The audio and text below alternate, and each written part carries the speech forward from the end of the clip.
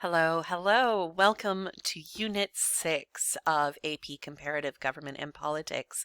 Today, what we're going to be doing is talking actually about one of my very favorite topics in this class, which sounds really dire because we're going to be talking about violence and its connection to politics today. This unit, of course, our case study is going to be Mexico. Our organizing principle is going to be looking at the role of violence as political action, violence in the state, violence and terror, and how that connects into political culture and behavior today. So I'm really sad not to be in the classroom with you guys about this topic because this usually tends to be a lecture where there are a lot of really lively comments and discussions, and you guys have lots of questions. And I want to encourage as many comments and questions as I can. So today, what you guys are going to be doing is you're going to walk through these video lectures, and they're going to be broken into different pieces because they're not all mine. Some of them are going to be from outside sources. And then I'm going to have you guys do a brief Flipgrid.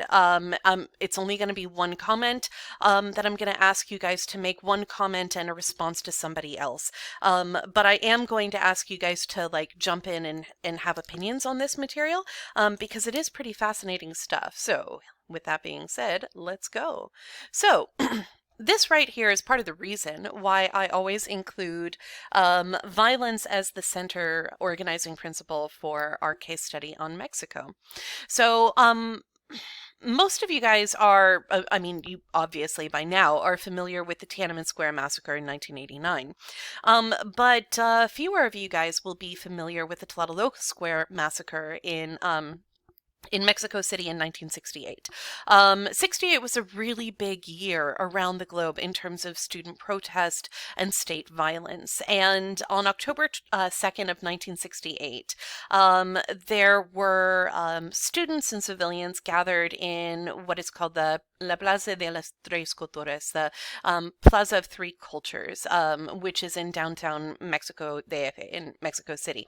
And it's hard for us to get numbers about how many people were arrested and how many people were killed because the state is not particularly clear about this. But at least 1,300 people were arrested.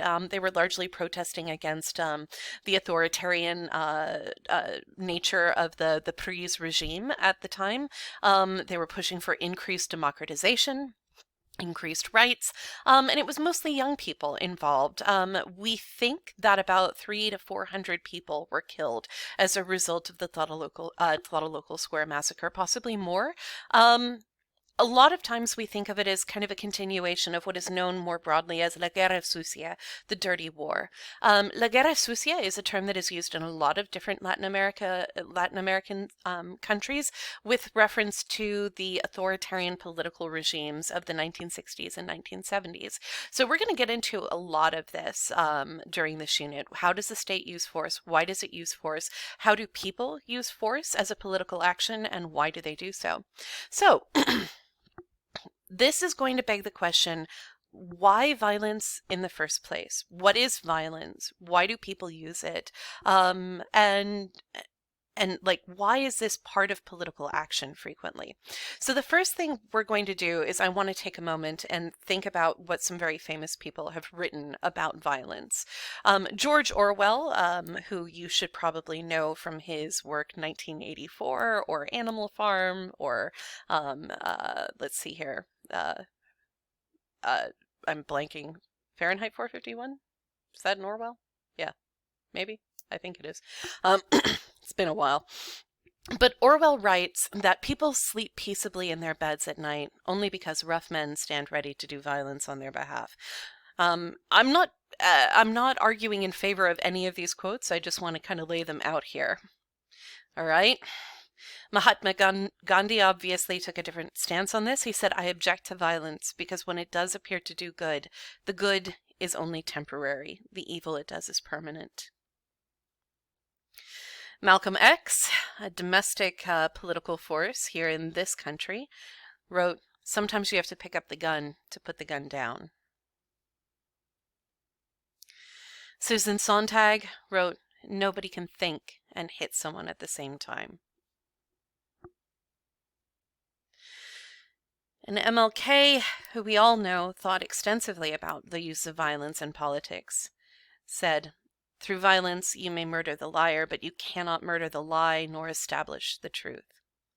So those may sound like platitudes about the use of violence and its role in politics. And I'm not here to advocate, obviously, in favor of violence. I abhor it most strongly. If you go into my classroom, you'll notice that there's a sign on the door as you come in saying that social justice can never be obtained by violence. Violence kills what it intends to create. But that doesn't mean that violence doesn't exist or that we shouldn't reckon with it in terms of its political weight. So here's what I want you to do. Normally, if we were in class, I would have you turn to a compatriot and I'd have you discuss these terms. But what I want you to do right now is get out a sheet of paper. And I want you to take about 3 minutes, a minute for each of these terms. And I want you to pause this video. And I want you to try to come up with a definition of what violence is, what force is, and what agency is. Don't Google. I want you to come up with this on your own. So I'm going to stop talking now, and I want you to hit pause.